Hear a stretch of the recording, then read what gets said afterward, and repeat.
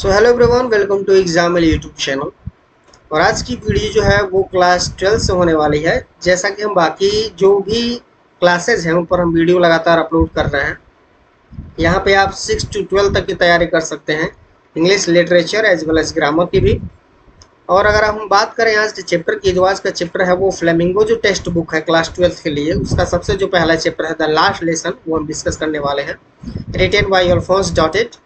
और इस चैप्टर में जितनी भी डिफिकल्ट मीनिंग होगी वो हम डिस्कस करेंगे, और वर्ड बाय वर्ड डिस्कस करते हुए कोशिश करेंगे कि चैप्टर जो है वो आपको कम्प्लीटली समझ में आए। ये जो वीडियो है वो बेनिफिशियल है, चाहे आप स्टेट बोर्ड से हो यानी यूपी बोर्ड, राजस्थान बोर्ड या किसी अन्य बोर्ड से। अगर आप एनसीईआरटी पढ़ रहे हो तो आपके लिए बेनिफिशियल हो सकता है। साथ ही साथ अगर आप सीबीएसई बोर्ड से हैं सो इक्वली बेनिफिशियल है ये दोनों बच्चों के लिए, दोनों बोर्ड के बच्चों के लिए। ये जो चैप्टर है द लास्ट लेसन, इस चैप्टर के पीछे क्या स्टोरी है इसको भी हम डिस्कस करेंगे चैप्टर को स्टार्ट करने से पहले। जैसा कि आप यहाँ पर एक मैप देख पा रहे होंगे, ये जो मैप है वो इस कहानी को स्टार्ट करने से पहले समझ लेना जरूरी है, क्योंकि यही जो मैप है वो बताएगा बैकग्राउंड ऑफ द स्टोरी क्या है। एक्चुअल ये जो बैकग्राउंड ऑफ द स्टोरी है वो रिलेट करता है एक वॉर से। उस वॉर यानी उस युद्ध का नाम है फ्रैंको पर्शियन वॉर, जो 1870 से 1871 तक चला था, 1870 से 71 तक। इस वॉर में क्या होता है वो हम थोड़ा सा अगले पेज के माध्यम से जानेंगे। तो ये जो बैकग्राउंड ऑफ द स्टोरी है वो कुछ इस तरह से है कि 1870 से 71 के बीच में एक युद्ध होता है जिसका नाम है Franco Persian war. Franco Persian war जो है फ्रांस और पर्शिया के बीच में होता है। अगर आप पर्शिया की बात करें तो पोलैंड, जर्मनी और ऑस्ट्रिया, ये तीनों मिल करके पर्शिया कहलाते थे उस समय। और इसका जो किंग हुआ करता था, जिसकी लीडरशिप में ये युद्ध लड़ा गया था, उसका नाम था बिस्मार्क। ठीक। और उसमें जो फ्रांस है वो हार गया था पर्शिया के द्वारा, यानी पर्शिया जीत जाता है और फ्रांस हार जाता है। और होता क्या है कि जो फ्रांस के जो डिस्ट्रिक्ट हैं, दो डिस्ट्रिक्ट एल्सैस और लॉरेन, ये जो दोनों डिस्ट्रिक्ट हैं वो कैप्चर कर लिए जाते हैं, कब्जा कर लिए जाते हैं पर्शिया के द्वारा। और इस कहानी में हम ये देखेंगे कि जब किसी भी देश के कुछ हिस्से, कुछ पार्ट कब्जा कर लिए जाते हैं तो वहाँ की जो पब्लिक है, वहाँ के जो कॉमन पीपल हैं, उन पर क्या असर पड़ता है। साथ ही साथ हम ये भी जानेंगे कि वहाँ की जो एजुकेशन है उस पर क्या असर पड़ता है। और हम ये भी जानेंगे कि किसी भी देश में, किसी भी नेशन में जो लैंग्वेज है उसका क्या इम्पोर्टेंस है। ये सारी चीज़ें हम इस कहानी के माध्यम से देखने को मिलेंगी। एक बार अगर आप फिर से आप मैप को ध्यान से देखें तो आपको बैकग्राउंड अच्छे समझ में आएगा। ये जो ग्रीन कलर का पोर्शन दिख रहा है, इधर पूरा आपका जर्मनी है, इस साइड में ये पूरा जर्मनी है। और इसके इधर जो आप पोर्शन देख पा रहे हैं ये पूरा फ्रांस है। ठीक। तो होता क्या है कि जब जर्मनी यानी पर्शिया, जिसको आप कह सकते हैं, पर्शिया जब अटैक करता है तो ये जो दो जिले आपको यहाँ पे दिख पा रहे होंगे जो कि फ्रांस में पहले आते थे, लॉरेन और एल्सैस, यही दोनों कब्जा कर लिए जाते हैं। और यहाँ के लोगों पर उस वार का क्या इफेक्ट पड़ता है, वहाँ के स्टूडेंट पर क्या इफेक्ट पड़ता है, ये सब हम इस स्टोरी में जानने वाले हैं। तो आइए आगे बढ़ते हैं इस स्टोरी में। और आगे बढ़ने से पहले ये भी बात क्लियर होनी चाहिए कि जो इसका नरेटर यानी जो हमें कहानी सुना रहा है उसका नाम है फ्रेंच। फ्रेंच जो है एक छोटा सा बच्चा है जो भी स्कूल जाता है, और यही पूरी कहानी बताता है कि क्या इफेक्ट पड़ा हुआ है, क्या क्या चीज़ें हो रही हैं। ये भी आप जान पाएंगे कि ये जो चैप्टर है जिसका नाम द लास्ट लेसन है, ये लास्ट लेसन जो चैप्टर है ये आखिर क्यों रखा गया है, क्यों इसका नाम द लास्ट लेसन है, इसका भी खुलासा हो जाएगा इसी वीडियो के माध्यम से। आइए चैप्टर स्टार्ट करते हैं। यहाँ से आपका चैप्टर स्टार्ट होता है। I started for school very let that morning. वो बताता है कि मैं जो है स्कूल के लिए बहुत देर से उस सुबह निकला। एंड वॉज इन ग्रेट ड्रीड, और मैं बहुत ज़्यादा डरा हुआ था। ग्रेट ड्रीड ऑफ स्कॉल्डिंग का मतलब होता है किसी डांट खाने की वजह से डरना, है ना। मीनिंग जो है वो नीचे दी गई है, जो भी मैंने रेड कलर से यहाँ पे वर्ड्स इंडिकेट किए हुए हैं उनकी मीनिंग नीचे दी गई है, आप नीचे भी देख सकते हैं। अगर आप यूपी बोर्ड या बाकी स्टेट बोर्ड से हैं, हिंदी मीडियम से हैं, तो आप इन मीनिंग को चाहे तो अपने कॉपी पे नोट भी कर सकते हैं, मैं साथ में साथ हिंदी बताता हुआ चलूंगा। लेकिन अगर आप सीबीएसई बोर्ड से हैं तो आपको नोट करने की जरूरत नहीं है। आई होप कि आपको पूरी चीज़ें समझ में आ रही होंगी। तो लिखा है, यहाँ से देखते हैं फिर से। And was in great dread of scolding, और ये बोलता है कि एक डर था मेरे अंदर कि मैं डांट खाने वाला हूँ, डांट सुनने वाला हूँ। स्पेशली खासकर बिकॉज, क्योंकि mister हैमल had said that he would question us on participle, क्योंकि जो मिस्टर हैमल है उन्होंने बोला था कि मैं क्या करूंगा, क्वेश्चन पूछूंगा कौन से टॉपिक पे, पार्टिसिपल पे। ये जो मिस्टर हैमल की जो बात हो रही है, वो मिस्टर हैमल जो फ्रेंच है इसके टीचर है उस स्कूल में। And I did not know the first word about them, और ये बताता है कि पार्टिसिपल तो दूर की बात है, मैं इसके किसी शब्द के बारे में कुछ भी नहीं जानता, यानी पहला अक्षर भी मुझे इसका नहीं मालूम, यानी मुझे कुछ नहीं पता है। फॉर अ मोमेंट, कुछ समय तक, I thought of running away and spending the day out of the door, यानी कुछ समय तक मैंने सोचा कि मैं घर से बाहर चला जाऊं और अपना जो पूरा समय है वो घर के बाहर ही बिताऊं, यानी भाग जाऊं वहां से। इट वॉज सो वार्म, और बता रहा कि बहुत ज़्यादा गर्मी थी। सो ब्राइट, और सूरज जो है बहुत ज़्यादा चमक रहा था, यानी उसकी जो लाइट थी वो बहुत तेज थी।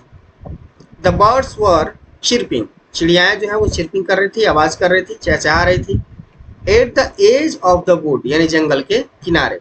यहाँ जो वुड्स शब्द है उसका मतलब है जंगल, वुड मीन्स लकड़ी, वुड्स मीन्स जंगल। And in the open field back of the sawmill, sawmill का मतलब होता है एक ऐसी जगह जहां पर लकड़ियां काटी जाती हैं, जिसको आप बोल सकते हैं आरा मशीन, है ना। तो जो ओपन फील्ड था बैक ऑफ द सॉमिल, जो कि उस सॉमिल के यानी आरा मशीन जो था उसके पीछे था, उस जगह पे क्या हो रहा था, तो पर्शियन सोल्जर वर ड्रिलिंग, जो पर्शियन सोल्जर थे वो वहां पे ड्रिलिंग कर रहे थे, यानी अभ्यास कर रहे थे, प्रैक्टिस कर रहे थे, एक्सरसाइज कर रहे थे, है ना। क्योंकि ये जो पूरा क्षेत्र था वो पर्सिया के कब्जे में था। It was all much more tempting, कह रहा कि यह वैसे तो बहुत ज्यादा आकर्षक था, टेम्पटिंग का मतलब होता है अट्रैक्टिव, आकर्षक। Then the rule of participle, यानी पार्टिसिपल के रूल से, यानी पार्टिसिपल के जो रूल हैं उससे तो ये बहुत ज़्यादा ठीक था, बहुत ज़्यादा आकर्षक था। But I had the strength, लेकिन वो बताता है कि मेरे पास इतनी क्षमता तो थी, इतनी ताकत थी, टू रेजिस्ट, यानी खुद को रोकने का, and hurry off to the school, और जल्दी से स्कूल जाने का। ये बताता है कि जो पार्टिसिपल के रूल हैं उससे कहीं आकर्षक ये दृश्य था, यानी बाहर घूमना था या बाकी चीज़ें मैं कर सकता था, लेकिन फिर भी मेरे अंदर वो क्षमता थी कि मैं अपने आप को रोक सकूं और साथ ही साथ स्कूल जाने के लिए तेजी से जा सकूं, दौड़ सकूं। आई होप कि ये चीज़ें क्लियर हो गई होंगी। आगे देखते हैं। When I passed the town hall, town hall एक बिल्डिंग है, यानी जब ये टाउन हॉल से गुजरता है, there was a crowd in front of the bulletin board, तो देखता है कि जो बुलेटिन बोर्ड है वहां पर काफी ज्यादा भीड़ है। क्राउड का मतलब होता है गैदरिंग, भीड़, ठीक। और टाउन हॉल जो है वो बिल्डिंग है। बुलेटिन बोर्ड का मतलब होता है कि सूचना पट, जैसा कि आप यहाँ पे देख पा रहे हैं, एक बोर्ड की तरह लगा हुआ है जहाँ पर इंफॉर्मेशन जो है वो पेस्ट की जाती है, चिपका दी जाती है। तो उसने देखा कि जब वो टाउन हॉल से गुजर रहा था तो वहां पर जो बुलेटिन बोर्ड लगा हुआ था वहां पर काफी ज्यादा भीड़ थी।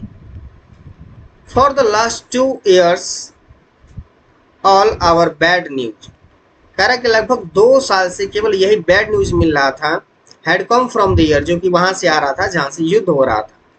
द लोस्ट बैटल, यानी कि हम युद्ध हार चुके हैं। द ड्राफ्ट, और जो ड्राफ्ट थे वो आ रहे थे। द ऑर्डर्स, ऑर्डर में जानते हैं आदेश होता है। The order of the commanding officer, जो अफसर थे उनके ऑर्डर लगातार आ रहे थे। And I thought to myself, और मैंने खुद से सोचा, विदाउट स्टॉपिंग, बिना रुके, what can be the matter now, कि क्या मामला हो सकता है। यानी जब स्कूल जा रहा था तो रास्ते में से बुलेटिन बोर्ड दिखाई देता है जहाँ पर काफी ज्यादा भीड़ थी, और इसको ऐसा लग रहा था कि लगभग 2 साल से बस यही सब न्यूज आ रहे हैं, जैसे हम युद्ध हार चुके थे, कई ड्राफ्ट मिल रहे थे, यानी ड्राफ्ट का मतलब होता है पीस ऑफ राइटिंग, यानी आप चिट्ठी कह सकते हैं। The order of the commanding officer, commanding officer जो थे उनके ऑर्डर काफ़ी ज़्यादा मिल रहे थे। And I thought to myself, ये सब सोचते हुए मैं बिना रुके स्कूल की ओर जा रहा था और मैं सोच रहा था कि क्या मामला हो सकता है, क्या बात हो सकती है, ठीक। Then as I hurried by as fast as कुड गो, यानी मैं उतना तेज जा रहा था जितना तेज मैं जा सकता था, यानी पूरी तेजी के साथ जा रहा था। द ब्लैक स्मिथ वॉचर, तो वहाँ एक ब्लैक स्मिथ होता है जिसको आप लोहार कह सकते हैं, जिसका नाम था वॉचर। तो जो ब्लैक स्मिथ वॉचर है हु वाज देयर, जो वहीं पर था, विद हिज अप्रेंटिस, अप्रेंटिस का मतलब होता है ट्रेनी, सहायक, जो कि अपने सहायक के साथ था, अप्रेंटिस के साथ था। रीडिंग द बुलेटिन, वो भी बुलेटिन पढ़ रहा था। कॉल्ड आफ्टर मी, उसने मुझसे कहा, don't go so fast Bob, Bob मतलब कह सकते हैं बडी, है ना। जब किसी को प्यार से बुलाते हैं तो बब कह सकते हैं। डोंट गो सो फास्ट बब, यानी बच्चे इतना तेज मत जाओ। You will get to your school in plenty of time, यानी तुम समय से पहले जो है स्कूल पहुंच जाओगे। I thought he was making fun of me, यानी मुझे लगा कि वो मेरा मजाक उड़ा रहा था। एंड रिच्ड, और इस प्रकार में क्या हुआ, पहुंच गया mister Hummels little garden all out of breath, यानी मैं जो है इस तरह बातें करते हुए मिस्टर हैमल जो थे उनके छोटे से गार्डन में पहुंच गया, ऑल आउट ऑफ ब्रीथ, और मुझे सांस लेने में अब तकलीफ हो रही थी क्योंकि मैं बहुत तेज ज़्यादा दौड़ रहा था, यानी हाँफ रहा था। आगे देखते हैं। यूजुअली व्हेन स्कूल बिगेन, यानी जब भी स्कूल शुरू होता था, अभी पूरा एक कह सकते हैं कि एक सीन बता रहा है कि स्कूल किस प्रकार शुरू होते थे फ्रांस में। तो ये बताता है यूजुअली सामान्यतः व्हेन स्कूल बिगेन, जब स्कूल शुरू होते थे, देयर वाज अ ग्रेट बसल, बसल का मतलब होता है बहुत ज़्यादा शोर शराबा, है ना, बहुत ज़्यादा नॉइज। तो वहाँ पर एक बहुत ज़्यादा शोर शराबा होता था। विच वुड बी हर्ड, जो कि सुना जा सकता था, आउट इन द स्ट्रीट, गलियों के बाहर, जो कि गली में बाहर जो है इस आवाज़ को सुना जा सकता था, इतना ज़्यादा शोरगुल होता था। The opening and closing of desk, क्या सुनाई देता था, यानी जो डेस्क थे वो खुलते थे और बंद होते थे, इसकी आवाज़ सुनाई देती थी। Lessons repeated in unison, unison का मतलब होता है एट द सेम टाइम, यानी एक ही समय में, और एक ही समय में जो लेसन थे वो रिपीट होते थे, तो वो आप सुन सकते थे। जैसे बच्चे जो होते हैं क्लास में किसी चीज़ को रिपीट करके बार बार पढ़ते हैं तेज तेज आवाज़ में, उसको बोल सकते हैं यूनिसन। तो जो लेसन थे वो तेज़ी से रिपीट हो रहे थे एक ही समय में, वेरी लाउड, बहुत तेज आवाज़ थी। With our hands over our ears to understand better, और वो क्या करते थे कि जो हैंड्स हैं, हाथ हैं, ओवर आवर ईयर, वो कानों पे रख लेते थे, टू अंडरस्टैंड बेटर, यानी अच्छे से चीज़ों को समझने के लिए। आप देखेंगे छोटे बच्चे जब पढ़ते हैं तो बहुत वॉइस के साथ चिल्ला करके वो पढ़ते हैं और अपने दोनों कानों पर अपना हाथ रख लेते हैं ताकि जो बाहर की आवाज़ है उनको न सुनाई दे और जो कॉन्सेंट्रेशन है उनका वो मेंटेन रह सके। And the teacher's great ruler rapping on the table, और साथ ही साथ क्या सुनाई देता था, जो टीचर थे उनका एक बड़ा सा रूलर, डंडा, जिसे वो टेबल पर पटकते रहते थे, मारते रहते थे। बट नाउ, लेकिन अभी, इट वॉज ऑल्सो स्टिल, ये सारी चीज़ें शांत थी, यानी ऐसा कुछ नहीं हो रहा था जैसा कि यूजुअली होता रहता था। I had counted on the commotion to get to my desk without being seen. अब यहाँ जो काउंटेड ऑन है इसका मतलब होता है डिपेंड ऑन, और कमोशन का मतलब होता है नॉइज एंड कन्फ्यूजन। तो I had counted on the commotion, यानी बोलता है कि मैं जो वो शोरगुल हो रहा था उस पर निर्भर हो गया था, यानी मैं इस बात से आश्वस्त हो गया था कि शोरगुल से कंफ्यूज करके सबको, to get my desk without being seen, मैं अपने डेस्क को पा जाऊंगा, यानी अपने डेस्क पर चला जाऊंगा, विदाउट बीइंग सीन, यानी बिना किसी की नज़र में आए हुए, यानी जब भी मुझे कोई देख ना सके उसके पहले मैं इस शोर शराबे का लाभ उठा करके चुपचाप अपने डेस्क पर बैठ जाऊँ। बट लेकिन ऑफ कोर्स, निश्चित रूप से, that day everything had to be as quiet as Sunday morning, यानी बिल्कुल चीज़ें उसी तरह शांत थी जैसा कि संडे की मॉर्निंग को हुआ करती थी। ऐसा कुछ नहीं हो रहा था जैसा हमेशा हुआ करता था स्कूलों में।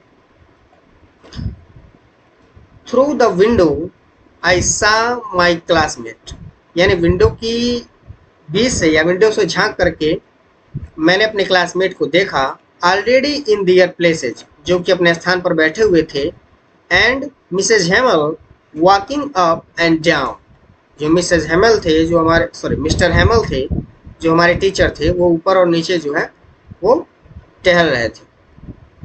With his terrible iron ruler, और अपने भयानक, टेरिबल मीन्स होता है भयानक, आयरन रूलर का मतलब होता है लोहे की छड़ी के साथ, अंडर हिज आर्म, जिसको उन्होंने अपने बाहों में दबाया हुआ था, बगल में रखा हुआ था। I had to open the door, यानी मुझे दरवाज़ा खोलना पड़ा, and go in before everybody, और सबके पहले जाना पड़ा। यू कैन इमेजिन, सबके सामने जाना पड़ा। यू कैन इमेजिन, आप कल्पना कर सकते हैं, how I blushed and how frightened I was, आप ये कल्पना कर सकते हैं कि मैं कितना ज़्यादा जो है शर्म कर रहा था अपने आप पे। ब्लश्ड का मतलब होता है शर्म करना, किसी चीज़ से शर्मिंदा हो जाना। और ये कितना ज़्यादा डरा हुआ था, तो आप इस चीज़ को फील कर सकते हैं। आगे देखते हैं। बट नथिंग हैपन, लेकिन कुछ नहीं हुआ। जैसा वो सोच रहा था कि अभी जब हम जाएंगे क्लास में तो पीटे जाएंगे या डांटे जाएंगे या जो चैप्टर है वो पूछे जाएंगे, ऐसा कुछ हुआ नहीं। यानी बिल्कुल यूनिक चीज़ हो रही थी। Mister हैमल saw me and said very kindly, जो मिस्टर हैमल हैं उन्होंने मुझे देखा और बहुत ही काइंडली, बहुत ही धीरे से कहा, go to your place quickly, यानी अपने जगह पे जल्दी से जाओ। Little French, we were beginning without you, हम तो तुम्हारे बिना ही शुरू करने वाले थे क्लास को। आई जम्प्ड ओवर द बेंच, यानी मैं तुरंत अपने बेंच पर कूदा। And sat down at my desk, और अपने डेस्क पर बैठ गया। नॉट टिल देन, तब तक, when I had got a little over my fright, fright means डर, भय। और कह रहा है कि तब तक जो है मैं अपने डर पर थोड़ा सा ओवर कर चुका था, यानी अपने डर पे थोड़ा सा काबू पा लिया था, नियंत्रण कर चुका था। Did I see that our teacher had on his beautiful green coat, यानी कह रहा है कि मैंने ऐसा देखा कि जो मेरे टीचर हैं उन्होंने अपना ब्यूटीफुल ग्रीन कोट पहना हुआ है, हिज फ्रिल्ड शर्ट, और अपनी फ्रिल्ड शर्ट पहनी हुई है, and the little black silk cap, और एक छोटी सी ब्लैक सिल्क कैप पहनी हुई है, ऑल एम्ब्रॉयड, जो बहुत ही ज़्यादा सुंदर थे, स्पेशल थे। एम्ब्रॉयड का मतलब होता है काश्तकारी करना, यानी कढ़ाई करना, है ना। तो कह सकते हैं बहुत ही स्पेशल ड्रेस था वो। That he never wore expect on inspection and prize day, जिसे वो बाकी दिनों पर नहीं पहनते थे, केवल तभी पहनते थे जब इंस्पेक्शन होती थी या फिर वो प्राइज डिस्ट्रीब्यूशन का डे होता था। बस यही 2 दिन पहनते थे, बाकी दिन वो इस चीज़ को नहीं पहनते थे। तो आज क्यों पहना हुआ था, क्या स्पेशल था, वीडियो में आगे बने रहिए, आपको समझ में आ जाएगा। बिसाइड्स, यानी इसके अलावा, the whole school seemed so strange and some, कह रहा है कि इसके अलावा जो पूरा स्कूल था वो बहुत ज़्यादा अजीब लग रहा था और बहुत ही ज़्यादा गंभीर लग रहा था। बट लेकिन, the thing that surprise me, यानी जो चीज़ मुझे सरप्राइज की मोस्ट, सबसे ज़्यादा, वाज टू सी, वो ये देखना था, ऑन द बैक बेंचेज, यानी जो हमारे बैक बेंचेज हुआ करते थे, दैट वर ऑलवेज एम्प्टी, जो हमेशा खाली रहा करते थे, the village people sitting quietly like ourself, तो जो गांव के लोग थे वहाँ पर बिल्कुल शांति से बैठे हुए थे जैसे हम बैठे हुए थे। यानी उसकी क्लास में कुछ गांव के लोग भी आए हुए थे। कौन कौन था? Old Hauser with his 3 cornered hat, यानी अपने 3 कोने वाली हैट को पहने हुए वो बैठा था, हॉसर। द फार्मर मेयर, यानी जो पहले का मेयर था वो बैठा था। द फॉर्मर पोस्ट मास्टर, पहले जो पोस्ट मास्टर था वो भी बैठा था। एंड सेवरल अदर बिसाइड, और इसके अलावा बहुत से लोग बैठे थे। ओके, एवरीबडी लुक्ड सैड, यानी सभी लोग दुखी दिख रहे थे। And Hauser had brought an old primer, और जो हॉसर था, हैड ब्रॉट, वो लाया था, एन ओल्ड प्राइमर, प्राइमर का मतलब होता है बेसिक बुक फॉर लैंग्वेज। जैसे हम अगर इंग्लिश पढ़ते हैं तो एबीसीडी की जो हमारी छोटी वाली किताब होती है, बिल्कुल जो स्टार्टिंग में हम पढ़ते हैं, उसको आप प्राइमर बोल सकते हैं। तो उसी तरह ये जो हॉसर नाम का व्यक्ति था, इसने एक प्राइमर साथ में लिया था। Thumbed at the edge, thumbed का मतलब होता है कि जो फटा पुराना था, डैमेज था। एट द एज यानी कॉर्नर से, वो जो किताब लिया था वो फटा पुराना था और कॉर्नर से डैमेज था। And he held it open on his knees, और उसने इसे अपने घुटने पर रखकर खोला हुआ था। विद हिज ग्रेट स्पेक्टिकल, और जो उसके जो चश्मे थे बड़े बड़े, लाइंग अक्रॉस द पेज, वो पेजों में पड़े हुए थे। ठीक, यानी वो पेजों को अच्छे से देख रहा था उन चश्मों की सहायता से। आगे देखते हैं। While I was wondering about it all, यानी जब मुझे इन सब चीज़ों के बारे में आश्चर्य हो रहा था, यानी मैं कंफ्यूज था, mister Hamel mounted his chair, यानी मिस्टर हैमल ने अपने चेयर को ठीक किया, ऑर्गेनाइज किया। And in the same grave, और पूरी उसी गंभीरता के साथ, ग्रेव मतलब सीरियसनेस, गंभीरता। एंड जेंटल टोन, और उसी अच्छी आवाज़ के साथ, विच ही यूज्ड टू मी जो वो मुझसे कहा करते थे, माई चिल्ड्रेन, मेरे बच्चों, this is the last lesson, यह सबसे लास्ट लेसन है, आई शैल गिव यू, जो मैं तुम्हें देने जा रहा हूँ। The order has come from Berlin, यानी बर्लिन से ऑर्डर आया है। जो बर्लिन है वो राजधानी थी उस समय जर्मनी की, है ना, उसको आप बर्लिन कह सकते हैं। The order has come from Berlin, यानी बर्लिन से ऑर्डर आया था, टू टीच, पढ़ाने के लिए, ओनली जर्मन, केवल German language, in the school, यानी स्कूलों में, ऑफ एल्सेस एंड लॉरेन, यानी जो दो जिले थे एल्सेस और लॉरेन, वहाँ के स्कूलों में ये ऑर्डर आया था कि केवल वहाँ पे क्या पढ़ाई जाए, जर्मनी पढ़ाई जाए, फ्रेंच को बंद कर दे, फ्रेंच लैंग्वेज जो है उसको बंद कर दिया जाए। The new master comes tomorrow, नए जो टीचर हैं वो कल आएंगे। This is your last French lesson, यह आपका अंतिम फ्रेंच लेसन है, यानी एक अंतिम लेसन है जब आप फ्रेंच सीख रहे हैं। I want you to be very attentive, यानी मैं चाहता हूं कि आप सभी यहाँ पर ध्यान दें। What a thunder clap these words were to me, ये जो फ्रेंच है वो बताता है कि इस प्रकार जो शब्द थे वो ऐसा लगा जैसे मुझ पर बिजली गिर गई हो, है ना, मतलब कोई ऐसी चीज हो गई हो जो अनएक्सपेक्टेड थी, जिसकी उम्मीद नहीं थी। ओ द रेचेज, रेचेज का मतलब होता है एक ऐसी चीज जो नहीं होनी थी और हो गई, यानी दुखद घटना। That was what they had put up at the town hall, और अब उसको ये बात समझ में आ रही थी कि ये सब वही चीजें थी जो टाउन हॉल में लोग चर्चा कर रहे थे, बता रहे थे, है ना। आगे देखते हैं।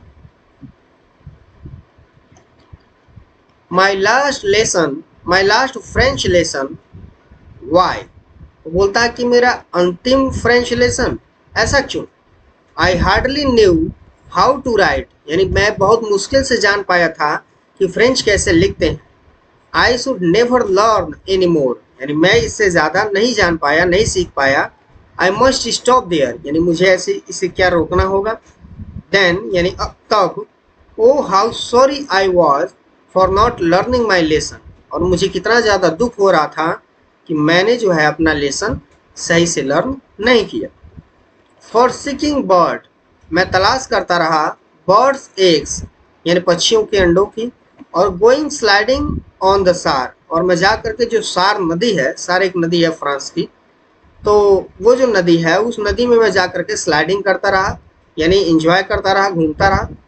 माई बुक्स, और जो मेरी किताबें, that had seemed such a nuisance while एगो, जो कुछ समय पहले मुझे बहुत ज़्यादा इनोई लगती थी, बहुत ज़्यादा बेकार लगती थी, बोरिंग लगती थी, सो हैवी टू कैरी, और उन्हें ढोना भी बहुत ज़्यादा कठिन था। माई ग्रामर, जिसमें ग्रामर की बुक थी, एंड माई हिस्ट्री, और मेरी हिस्ट्री की बुक, ऑफ द सेंट, जिसमें सेंटों की कहानियाँ थीं, वर ओल्ड फ्रेंड, वो मेरी पुरानी मित्र हो चुकी थी, नाउ मीन्स अब, that I couldn't give up, और जिन्हें मैं छोड़ तो नहीं सकता था। एंड मिस्टर हैमल टू, और मिस्टर हैमल को भी, यानी जो इसकी किताबें थीं, चाहे वो हिस्ट्री की हो, ग्रामर की हो, ये सब पहले इसको बहुत बोरिंग लगती थी, लेकिन जब इसको पता चला कि ये लास्ट लेसन है तो ये सभी चीज़ें उसको बहुत अच्छी लगने लगी। साथ ही साथ कौन अच्छे लगने लगे, इसके टीचर मिस्टर हैमल, जो कि बहुत ज़्यादा कठोर थे, स्ट्रिक्ट थे, बट अभी वो उनको ठीक लग रहे थे। The idea that he was going away, यानी ये जो विचार था कि वो अब दूर चले जा रहे हैं, that I should never see him again, और मैं उन्हें दोबारा नहीं देख पाऊंगा, made me forget all his ruler, उसने मुझे जो भी पनिशमेंट दी थी अपने रूलर से वो मैं सब भूल गया। And how cranky he was, और ये भी भूल गया कि वो कितने ज़्यादा कठोर थे, ये सभी चीज़ें मुझे भूल गई थी, है ना। आगे देखते हैं।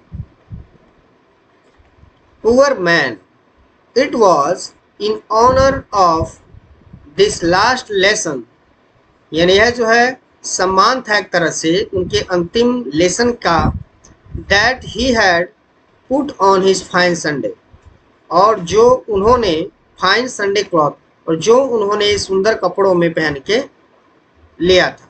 यहाँ फाइन संडे क्लॉथ का मतलब है कि फेवरेट पोशाक, जो आपकी फेवरेट पोशाक हो, बहुत आपको अच्छी लगे, उसको बोल सकते हैं fine Sunday cloth.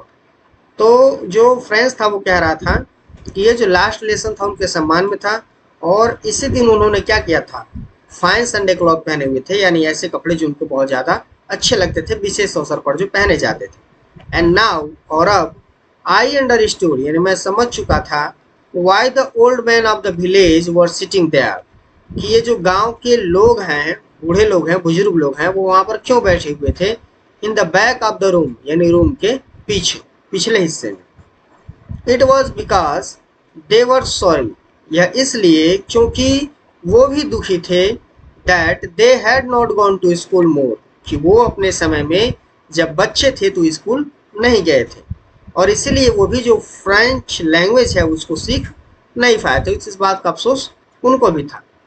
It was their way of thanking, यानी यह जो है उनका तरीका था कि वो जो हमारे मास्टर हैं उनको धन्यवाद कर सकें, for his 40 years of faithful service, यानी 40 साल की वफादारी भरी नौकरी का, ईमानदारी भरी नौकरी से। And of showing their respect, और अपना सम्मान दिखा सकें, फॉर द कंट्री, देश के लिए, दैट वॉज दियर नो मोर, जो अब उनका नहीं था, यानी जिस डिस्ट्रिक्ट में वो रहते थे वो डिस्ट्रिक्ट अब परसे के द्वारा कैप्चर कर लिए गए थे, तो उस कह सकते हैं पार्ट को, उस हिस्से को वो सम्मान दे रहे थे दोनों डिस्ट्रिक्ट के लोग। आगे देखते हैं। While I was thinking of all this, यानी जब मैं इन सभी चीज़ों के विषय में भी सोच ही रहा था, I heard my name called, मैंने सुना कि मेरा नाम पुकारा गया। It was my turn to recite, यह मेरी बारी थी, to recite मतलब दोहराने का। क्या दोहराने का? पार्टिसिपल बताने का।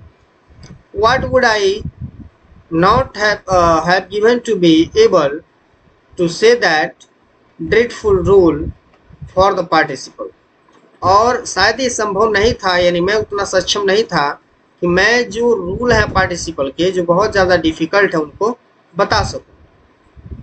All through very loud and clear, यानी बिल्कुल तेज और बिल्कुल स्पष्ट, एंड विदाउट वन मिस्टेक, और बिना किसी गलती के। यह कह रहा है कि ये संभव नहीं था कि बिना किसी गलती के और तेज आवाज़ में, स्पष्ट आवाज़ में, मैं जो पार्टिसिपल के डरावने रूल थे जो डिफ़िकल्ट थे मेरे लिए, मैं उनको बता पाता।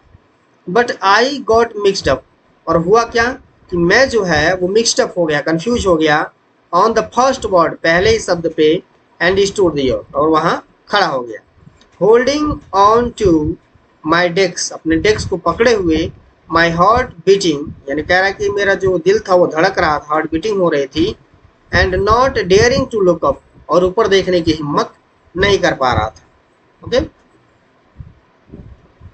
आई हर्ड मिस्टर हैमल से टू मी, यानी मैंने सुना कि मिस्टर हैमल ने मुझसे कहा, आई वॉन्ट स्कॉल्ड यू, यानी मैं तुम्हें डांटूंगा नहीं, little French, you must feel bad enough, यानी मुझे पता है कि तुम्हें बहुत बुरा लग रहा है।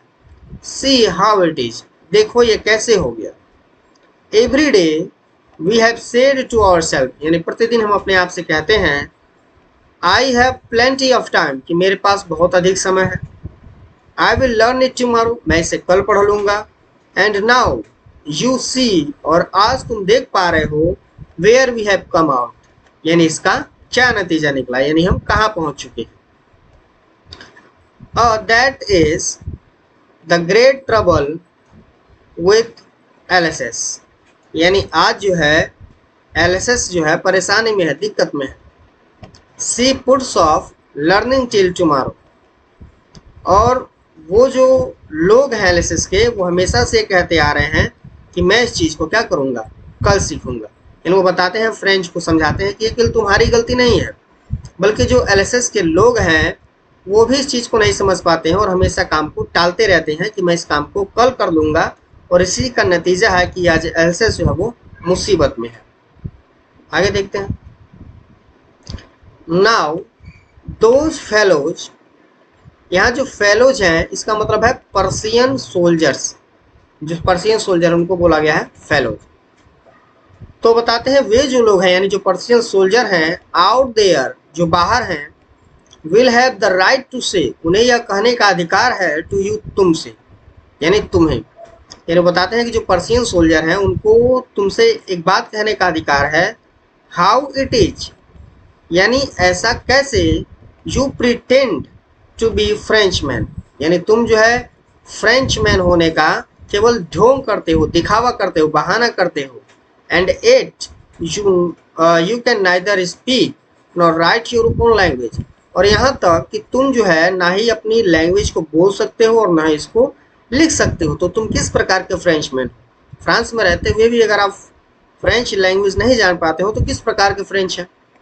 But you are not the worst, लेकिन तुम जो है पूरी तरह गलत नहीं हो। पुअर लिटिल फ्रेंच, वो उस लिटिल फ्रेंच को समझाते हैं। We have all a great deal to report ourself with, यानी वो कहते हैं कि ये जो दोष है वो हम सभी का है, हम सभी इसके लिए दोषी हैं, तुम्हें अकेले पछतावा करने की जरूरत नहीं है। ओके, आगे देखते हैं। और वो आगे मिस्टर हैमल बताते हैं, your parents were not anxious enough to have you learn. वो आगे बताते हैं कि यहाँ तक कि जो तुम्हारे माता पिता हैं वो भी उतना ज़्यादा चिंतित नहीं है तुम्हारी पढ़ाई को लेकर के। They preferred to put you to work on a form, वो भी इस बात को पसंद करते हैं कि तुम जो है एक फॉर्म पर काम करो, और एट द मिल्स, या किसी मिल पर काम करो, so as to have a little more money, ताकि थोड़ी बहुत क्या आ जाए, मनी आ जाए, पैसा आ जाए। एंड आई, और वो साथ ही साथ ये भी बोलते हैं कि केवल वही नहीं, मेरा भी दोष है। I have been to blame also, यानी मुझ पर भी इल्ज़ाम जाता है, यानी मैं भी दोषी पाया जाता हूँ। Have I not often send you to water my flowers, यानी बोलते हैं कि क्या मैंने तुम्हें कभी अपने फ्लावर को पानी देने के लिए नहीं भेजा, मतलब भेजा था मैंने भी। इंस्टेड ऑफ लर्निंग, यानी पढ़ाई को छोड़कर, योर लेसन, और अपने अध्याय को, लेसन को छोड़कर। And when I wanted to go to fishing, और जब भी मुझे ज़रूरत होती थी मैं फिशिंग करने जाऊं, जब भी मेरे फिशिंग करने का मन होता था, मछली पकड़ने जब मैं जाता था, did I not just give you a holiday, तो क्या मैं तुम्हें छुट्टी नहीं दे देता था? यानी वो उस दिन हॉलीडे होता था, मैं पढ़ाता ही नहीं था। तो गलती केवल तुम्हारी नहीं, केवल लोगों की नहीं, केवल तुम्हारे पेरेंट्स की नहीं, बल्कि मेरे भी। आई होप कि यहाँ तक जो है आपको ये जो स्टोरी है वो वर्ड बाय वर्ड समझ में आया होगा। इस वीडियो में बस आज यहीं तक, क्योंकि वीडियो काफ़ी ज़्यादा लंबा हो जाएगा और आप बोर हो जाएंगे, पढ़ नहीं पाएंगे। तो अगर वीडियो पसंद आए तो वीडियो को लाइक करेगा, चैनल को सब्सक्राइब करेगा। मिलेंगे फिर से एक नई वीडियो में, तब तक के लिए जय हिंद, वंदे मातरम।